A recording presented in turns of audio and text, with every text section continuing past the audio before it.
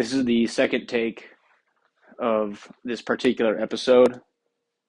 The first take was there was a technical issue, so I have to redo it. So unfortunately, this one might not be as candid as the first recording, but I'll do my best. Essentially, I had another moment today. I mentioned it in the first two episodes. All these podcasts, the way I do them is I basically I sit on it and I don't record anything for days or weeks because I'm either not in the mood for it or I don't feel the need to, but then all of a sudden a topic will come up that I can't not record. I have to get it off my chest somehow. And I have had one or two that I've just recorded and they'll probably not get released because it was just therapy for me. Um, so I prefaced it by saying I wasn't sure if I would publish this one or not in my first recording, but I think I will because someone might get something out of it someday. So that's how I started it. I said I feel like I need to get something off my chest. And the best way for me to do that right now is to record a podcast. And I'm titling this one Admitting Defeat because I did that today. And I think that's okay in the right context. And I guess I just wanted to vent my feelings. So at this point, it's just a story, but I'll go through this. So I admitted defeat. What does that mean? So currently, at the time of recording this, I am in a hotel room. I am on a deployment. I've been in the Navy just over 5 years, and I have been doing my job for 3.5 years. After I completed my training, that is, I've been in my squadron as an operator for 3.5 years, and that is frankly a long time to be working in an operational squadron as an air crewman. In the Navy, a typical career is divided up into their sea duty and their shore duty. Sea duty being an operational command, if you will, such as squadrons and being on the ship and all that stuff, deploying and doing the job. And then a shore duty is a much easier schedule for the sailor. So it's office work, training, Monday through Friday schedules, often very short days to give some time to decompress. But the number is 3 years. You do typically your initial tour is going to be closer to 5 because you have to do your training first. Then after that, it's 3 years of shore duty, 3 years of sea duty, back and forth, back and forth. Now, it's not everyone ends up having this structure. I actually know a guy who is about to retire after 20 years, and he has never been on never been on shore duty, which is insane. And he's gotten better, but he had a reputation for being a bit abrasive, if you will, and I think that had a lot to do with it. The point being, 3 years it seems to be the magic number. You know, you work hard in an operational capacity for 3 years, and then you can decompress for 3. And I think there's probably a reason why that number rounded out to what it is. And a lot of my friends that I'm close with in this community and people that are no longer in this community have often expressed how burnt out they have felt towards the end of that first tour, that last 6 months to a year, when you've been doing it for years and you have a little bit left to go. A lot of people start feeling very burnt out. So it seems pretty evident to me that the 3 years makes sense. But like I said, the first tour is closer to 5 and mine is 6. 2 years of training, 4 years essentially in the squadron, going on deployments. And for people who don't know my background, when I say deploying, I am not going overseas. I'm not going into combat or anything like that. My job keeps me stateside. Our deployments involve flying to and operating out of different Air Force bases within the United States. So when I say deployment, it's all within the continental U.S. So it's not like I'm rucking around in the dirt and the mud and doing all that stuff, but it's still a lot. You're attached to an aircraft, which you are basically the slave to in terms of its flight schedule. And it can either be a dream where you sleep really good and you relax a lot on your off days and you can get into a really solid routine. And it's actually very pleasant. It's easy, but it also can be very difficult. It's unpredictable. Um, you never know what kind of deployment you're going to get. Sometimes you have deployments where you are getting a horrible schedule for sleep. You are flying to different time zones within a given week. You might fly a day flight and then a night flight and then another day flight, and then you're going to quick turn and fly multiple days in a row, and it can get very stressful very quickly. And we often have very long flights. These things can add up, and they can really burn you out, like I said.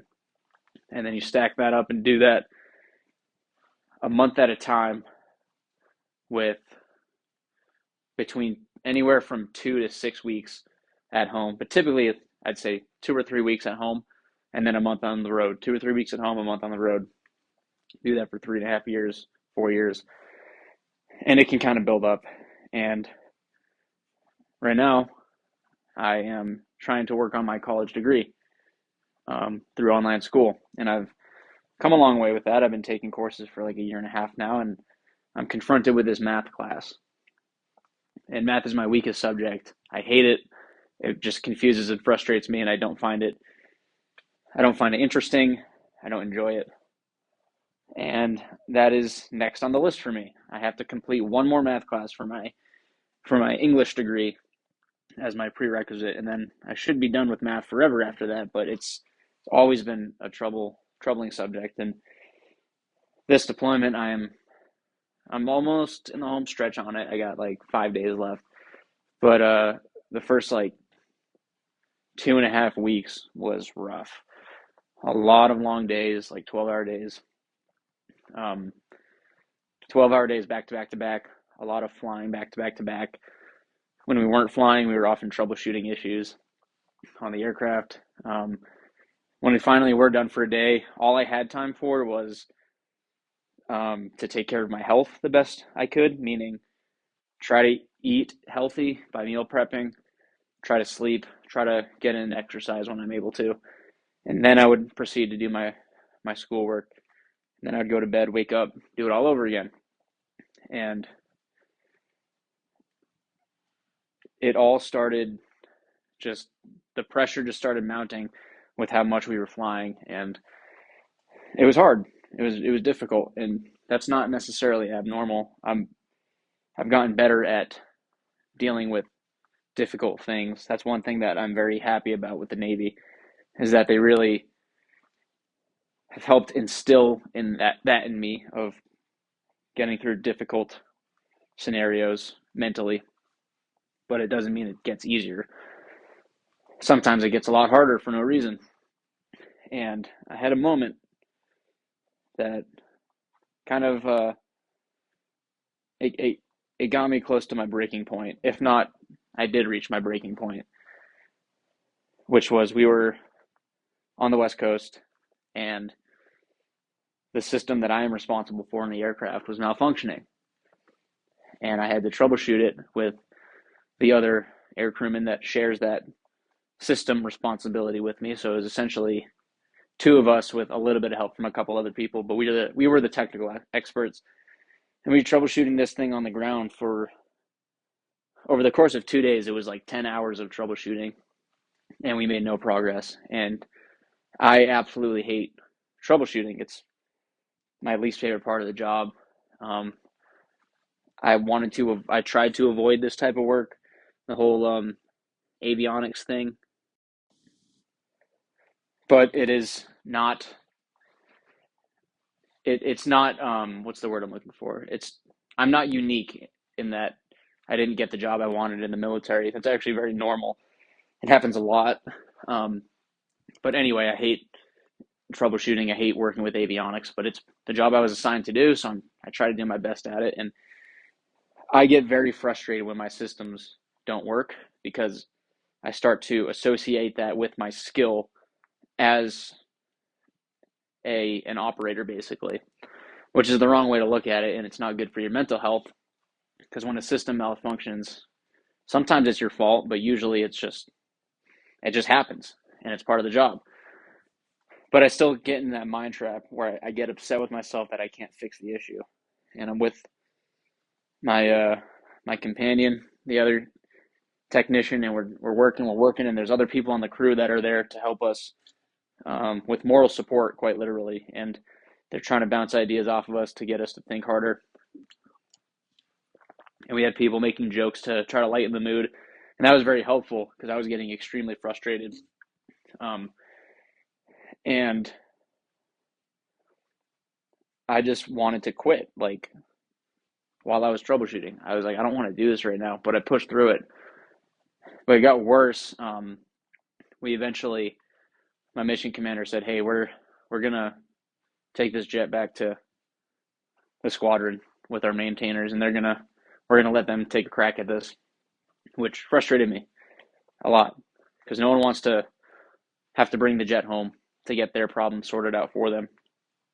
And everyone on the crew was very supportive of us, saying that we were doing a great job. Don't worry, it's a weird system. It's hard to troubleshoot. You're going to be like, no one is blaming you guys for this.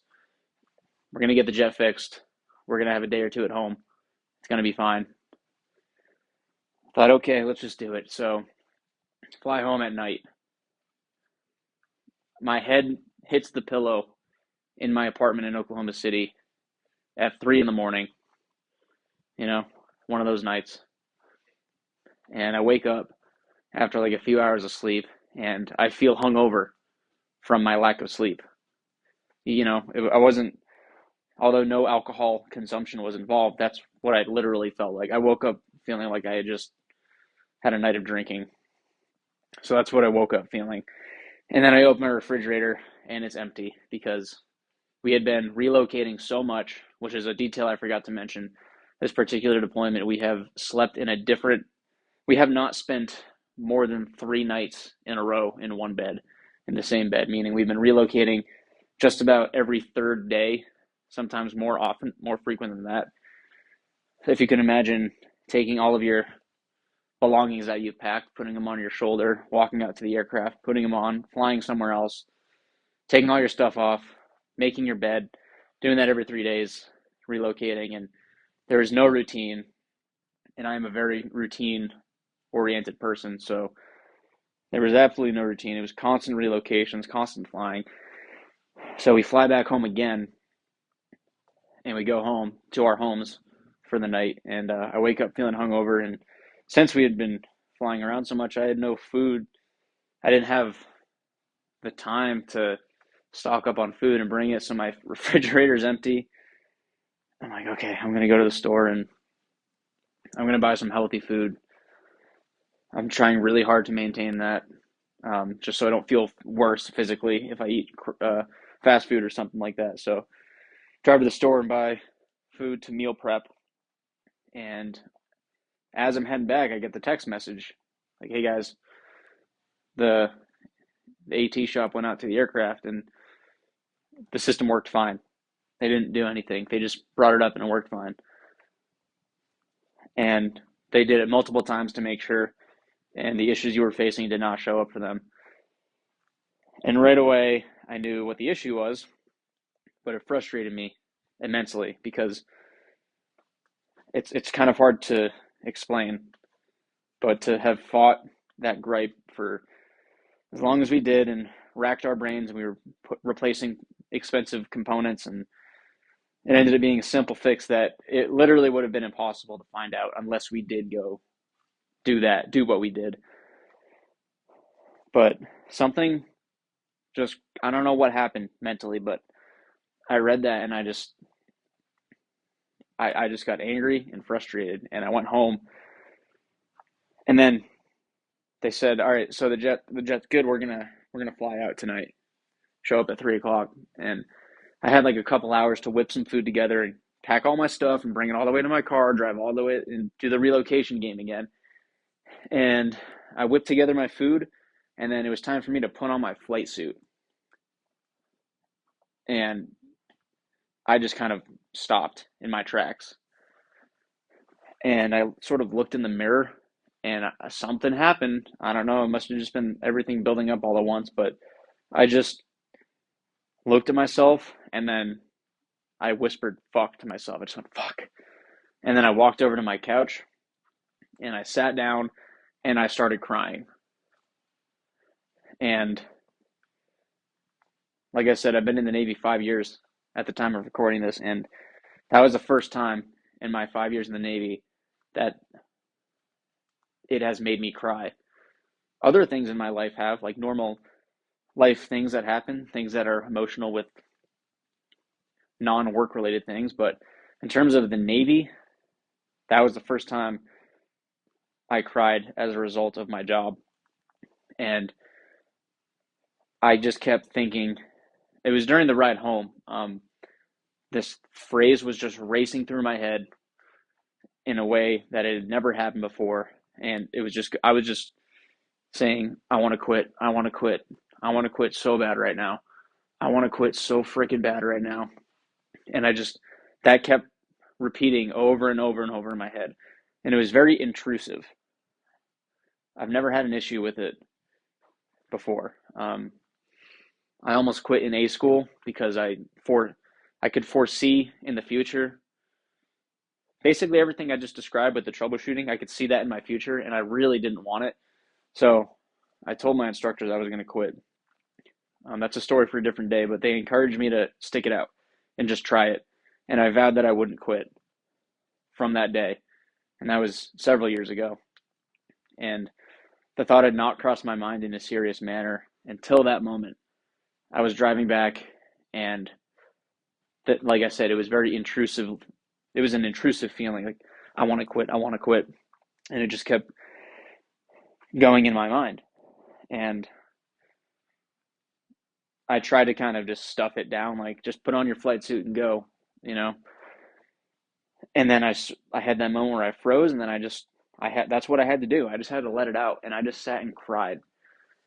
And I just kept thinking, I don't want to do this. I do not want to go do this job. I'm so tired of it. And we have another week to go for this trip. And then something rose in my memory, which I'm going to talk about this probably for the rest of my life, but I really think people need to read books. And there's this book that I read 3 times actually before I shipped out for the military. And it's a long story for a different day, but I had to kind of fight to get into the Navy. It took me 2 years because of this injury that I had. It basically took me a long time, so I spent a lot of time working unskilled minimum wage jobs while living with my parents, hoping I would get into the military to go on an adventure. And I read this book by Thomas Cutler, A Sailor's History of the United States Navy. And he was a sailor for 20 years, retired, and became an author. And he wrote this book about the Navy. And the reason it's called A Sailor's History is because he puts a lot of the human elements of the military into the book. Meaning, instead of just listing names and dates and taking an objective bird's eye view on historical events, he talks about people and emotions and things of that nature, and all the different aspects of the Navy. He even did an entire chapter about monotony and boredom. But he wrote an introduction saying, he did 20 years in the Navy. He didn't do anything that spectacular per se. I don't think he went to war, But he did 20 years, you know, he was a sailor for 20 years. And he said, throughout my career, there was a lot of ups and downs. And there were moments when I was out at sea that I wanted to quit. I really wanted to quit. And he would do this practice um, where if he was ever having those thoughts, he would, while he was shaving in the morning, and for people who aren't aware, in the military we have grooming regulations, and you're required to be clean shaven if you're a man. So you have to shave every day, whether you want to or not. But he would shave when he was having those thoughts and do this thing where he would speak to himself, and he would say something like, "You're a banker." And he said, "But I wouldn't like what I saw in the mirror." And he would say, You work in real estate." And then he'd look at himself and he said, "I wouldn't like what I saw." And he would do this while he's shaving. And then once he was done, he would look at himself and say, "You are a United States sailor." And then he said, "And I really liked what I saw." I read that years ago and it resonated with me. And here I am, 5 years in. Naval Air Crew is something that very few people can say they've done, is to be in this community. Just the numbers are just small. And I'm having a moment where I want to quit really badly. And I'm sitting on my couch and I'm crying. I had shorts on and a t-shirt. And the thought of putting my flight suit on is what made me just completely break down and cry. And so I was sitting there in my shorts and t-shirt. And then after I let it out for maybe 90 seconds, I stood up, I walked to the bathroom, and I did that practice. I looked at myself in the mirror and I said, "You're a barber." You know, I was lathering my face up with shave soap. And I say, "You sell cars." And I just kept saying, just naming jobs that I would hate. "You work behind a cash register," you know, and I I washed my face and I dried it with a towel, and then I just looked myself in the eyes, and I said, "You are a United States sailor."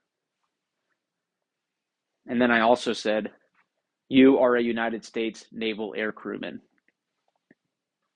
And then I put on my flight suit and I grabbed all my bags and I walked out the door. And it helped. Not a lot, I'll be honest. Um, that was a very difficult day, but it helped. And I got to work, and one of my comrades on the crew, a fellow technician, I was kind of angrily pre-flighting my equipment. And he's like, "Gaffney, are you good?" I was like, "Yeah, I'm fine." And then maybe 5 minutes later, I was trying really hard to hide it, but I was doing a horrible job, and I was being a little bit loud, fumbling around with some equipment. And he's like, "Hey, man, you sure you're all right?" I was like, "I'm not in a good mood right now, man. I'm just gonna leave it at that. I don't really want to talk." And he did a great job. He just said, "Okay."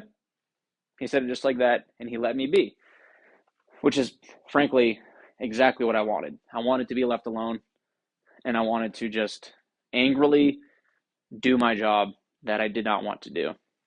And he did. He let me just chill out, and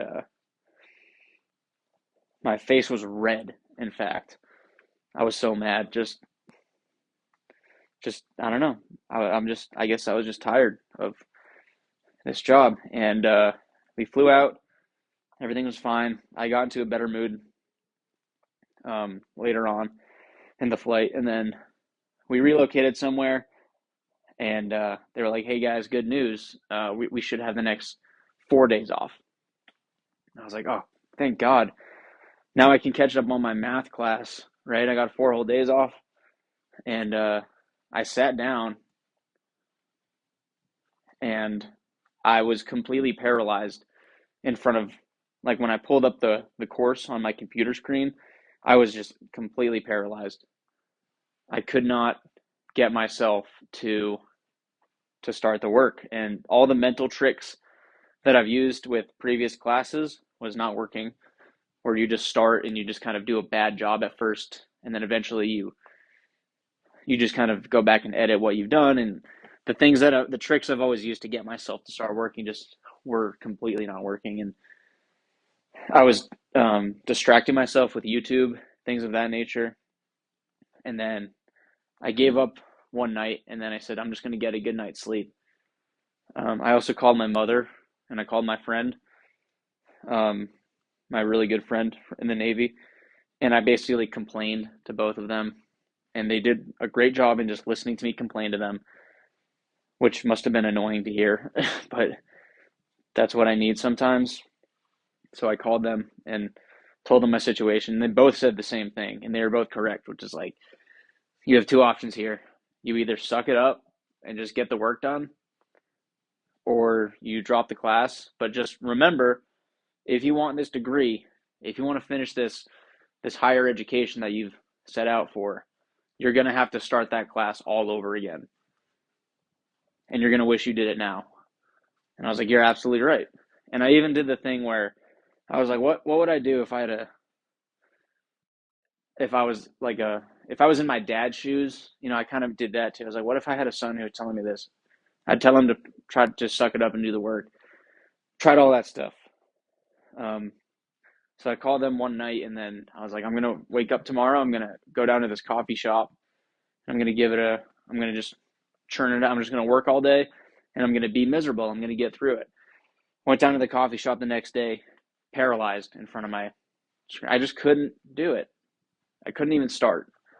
I'd read things, and then I was just unable to concentrate on what I was reading. And I think I tried it 2 days in a row, and both times I was like, I just can't do it. And I came to the decision to quit. I was like, this is the second time I'm withdrawing from this math class. The last time I attempted it was bad timing because I was doing it while I was on leave for the firefighter test, and I was unable to concentrate effectively on the course material. So I withdrew from it then. So this course has already gotten the best of me once. So I'm even more frustrated about that, quitting it a second time. But I started doing some thinking, and I thought I have to take this loss. I think I just have to, because when I was thinking about my mental health and I had that breakdown just before I went flying, that was one of the factors that was adding stress to my life. And I realized I need to, something had to give. I don't know if it's possible to make it in this life without failing at things. I think it's inevitable, and it's actually necessary if you're going to do anything that's worthwhile. It's going to be hard, and failure is going to come. And one of my favorite pieces of writing ever, Theodore Roosevelt's Man in the Arena speech. It's the end of a speech that he gave. I think he was in France when he gave it. But the core message of that is to, he says it's not the critic who counts. It is not the critic who counts, not the man who points out how the strong man stumbles, or where the doer of deeds could have done them better.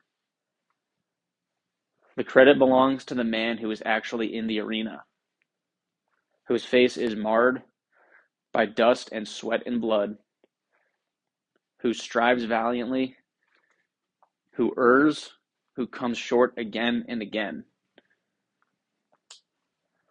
Now, I don't have this memorized verbatim, but the ending. If this man, at the very best, the man in the arena will, in the end, know the triumph of great achievement, or is it the achievement of great triumph?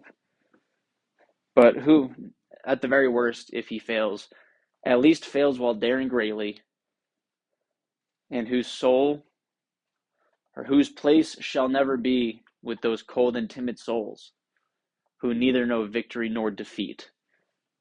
That last line in particular.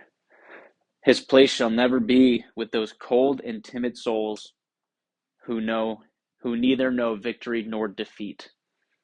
Would you rather be someone that tried and failed in life, or someone who never tried at all? You know, they don't know victory or defeat. Which one would you rather be? I'd rather be the one that tries and fails. And so I think some people, myself included, will try to sugarcoat things for themselves and for other people by saying things like, hey man, you didn't fail, you just had a lot going on. You know, it wasn't your fault. You know, your job was really stressful, this and that, and you can make excuses for yourself, and I don't think people would necessarily blame anybody for making those statements, but I am willing to admit that I failed. I don't have to sugarcoat it. I'm terrible at math. I hate it, and I could have managed my time better, regardless of our schedule on the deployment, because I know people that have done much more difficult academic work doing this same job, and they were able to complete it. So I'm willing to admit that I failed. And I don't think there's anything wrong with failing, as long as you take accountability for it, take ownership for it, and then you have to come up with one of two responses to a failure. The first one is, how am I going to come at this problem again so the next round I go with it, I will emerge victorious? Or have I found something that I don't want in my life that I will not attempt again? And if that is the case, what am I going to try next? Because the last thing you need to do when you fail at something is to just sit and wallow in the defeat. You have to move on to something else. So a quick example of my life was when I quit baseball. I used to be obsessed with baseball. It was all I cared about when I was a young child. And my dream was to become a professional baseball player. And I ended up playing on a competitive team when I was 13 and 14. And at some point, I realized that I started to hate the sport because it felt more like a job than a game that I loved. And I was about 14 years old, and I made the decision to quit a baseball team that I was on in the middle of a season. And my father actually was very supportive of me in that decision. And I realized, I somehow realized back then, I was like, I don't love baseball anymore. I'm going to quit because I don't want to do it. And then I was a young kid, so I'll give myself a little bit of slack here, but I did not replace it with anything. And I spent that summer basically being addicted to video games and pornography. I don't think that's an abnormal thing for most young men to go through. I was 14 years old at the time. But that is essentially what I did. Is I stayed in the basement because that baseball team I was on was not, it was no joke. It was actually a very serious business. It was a job. That, on top of being a full-time high school student, playing for those teams was basically like having a job. Excuse me. So then all of a sudden I had the summer off, and I just filled it with, I was like, okay, now I can just relax. And all I did was play video games and watch pornography, and I would occasionally do stuff outside with my friends, but it was mostly those two things. And I don't think that's necessarily, I said I give myself a little slack, my past teenage self, but I don't think that's limited to just being a teenager, because anybody can end up in a scenario like that where maybe not those exact vices, but something will fill the void that you've created by giving something up. So I quit this math class. Why? So I can be the best air crewman that I can be. Except I've also failed at that. I don't have to get into the specific details, but if you want to talk about on paper, am I the best air crewman that I could possibly be? I'm not.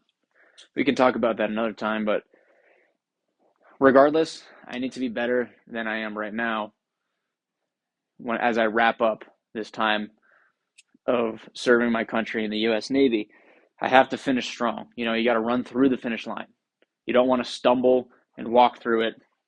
You want to run through it right on to the next adventure. So I did quit math, but right now I can focus heavily on three very important things. Number one is my physical health, which I've done a pretty decent job at maintaining. I'm pretty proud of that. But it's still, since it is my number one priority at the moment, it trumps everything else. And all this, that my schedule is getting in the way of that. So I can continue focusing on my physical health, focus on my job in the Navy, try to do the best job that I can possibly do until the last day I put that flight suit on, and then prepare the transition out. In terms of materialistically, is that a word? Materialistically, I guess so. But I'm going to start selling my stuff. I'm going to start being more strict with my budget to save up money for when I travel home. And I'm going to start making plans. I'm starting to get my affairs in order to transition. So that's what I'm going to be focusing deeply on. And I'm excited for it. I talked to my academic advisor, and she's very helpful and understanding of all the problems I ran into. And I basically told her that math kind of has me by the, I don't know what you want to call it. Math has me. I can't seem to beat it. And I don't know if remote learning with math is the best thing for me. So maybe I'll figure out some type of a tutor, or if the university has something to offer with that. And she's like, yeah, we could potentially do that. So all I'm saying is I will return to that math class. Maybe not that exact one, but that prerequisite, I will. It beat me twice now. And math in general has beaten me many times in my academic life. I will go back to it. I don't care if I need to hire a tutor to help me pass with a D+. I'll do it. But the moral of this whole story, and if you've made it this far, I commend you, because it's not that interesting, but it's okay to admit defeat. And it's okay to fail. I honestly believe that, and I'm starting to become the whole practice what you preach thing. I'm trying to do more of that. And I think the best way to practice what I preach in that regard is to just come out here, have a little solo rambling podcast, and talk about the time that I admitted defeat. I quit something and I failed something. But it's okay, because I'm focusing my energy on something important, and I'm making a plan to return to that thing that I failed at in the future. And I think it's the right approach to take. So like I said, I had mentioned it in my first take of this. I started off by saying I don't know if I'm going to share this, because I don't think anyone would care to hear about it. But I've noticed in my life, a lot of the things that have helped me were things of that nature, where the people writing or saying the things that I benefited from, they had those same thoughts about it. So I wasn't sure if I'd publish this, because I don't think anyone cares, and I don't think it's interesting to anyone, probably. But maybe somebody somewhere at some point will benefit from this humble little story that I've tried to share. Even if it's only one person, maybe it's a good thing that I share this story. So I kind of approached it for therapy. Talking into this microphone, I found, is it makes me feel a lot better when I do it. And I started off just thinking, let me just get this off my chest, and then I'll either delete it or just never publish it. But I had that thought. I was like, yeah, I don't know. Maybe somebody needs to hear something like this. You never know. So if you made it this far, I mean, maybe you got something out of it. And if you are still listening right now, I just hope that if you have quit something recently, you have not let the void, that vacuum of time that you now have, I hope you haven't filled it with anything too destructive. I hope you used your failure as a way to identify something that's more important to you that you do need to focus your energy on. Or I hope that you have come up with a plan on how you're going to come at it, maybe from a different angle, or when you're reinvigorated and you can you can win it in the end, whatever it is. And if you're in the middle of thinking about quitting something, I have a feeling that you'll know it in your gut, whether or not it's the right decision to do so. A story that I told in the first take of this, I don't think I told it in this one. The other thing I did when I was kind of paralyzed and I was crying, thinking about putting on my flight suit, I recalled the Air Crewman's Creed, which no one ever recites in the fleet, but one of the uh, one of the lines that always resonated with me from the Air Crewman's Creed is, "Being an air crewman is not an easy job. When I am cold, hot, or tired, I will not fail my crew." And I recited that to myself while I was crying, and I didn't quit. I've never wanted to quit. I don't want to say I've never wanted to quit something so badly in my life, but it was rough. It was a really rough day. I came very close to going through with it, and but I knew in my gut that I couldn't. I was like, I have to stick this one out. Quit math, sure, go back to it later, but people were counting on me, people on my crew, and maybe other people were counting on me. So the reason for that little tangent is, if you're still listening at this point, and maybe you're in a situation where you're thinking about quitting something, think about the reasons, and it might be the right reason to quit. If it's something in your working life, or maybe your relationship, or even something less significant than that, you'll probably know in your gut. If it's something bigger, maybe if you're thinking about quitting everything, if you know what I mean, I'd say wait that one out. I think you'll know in your heart that there's a lot of things that no matter how badly you want to quit, you have to keep going, and it'll all, you know, turn around in the future. It'll get better, and then it'll get worse again, and then it'll get better again. And it always goes up and down like that. But I hope you're able to identify which things are worth quitting and which things are worth sticking out. And when you do identify those things worth sticking out, perhaps like life itself, I hope you do it.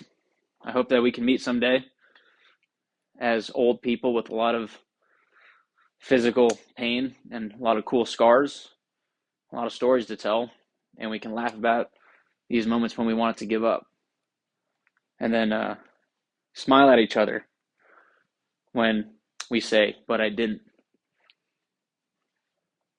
So, with that, good luck to you. And hopefully, I'll see you out there. Take care, and I will talk to you soon.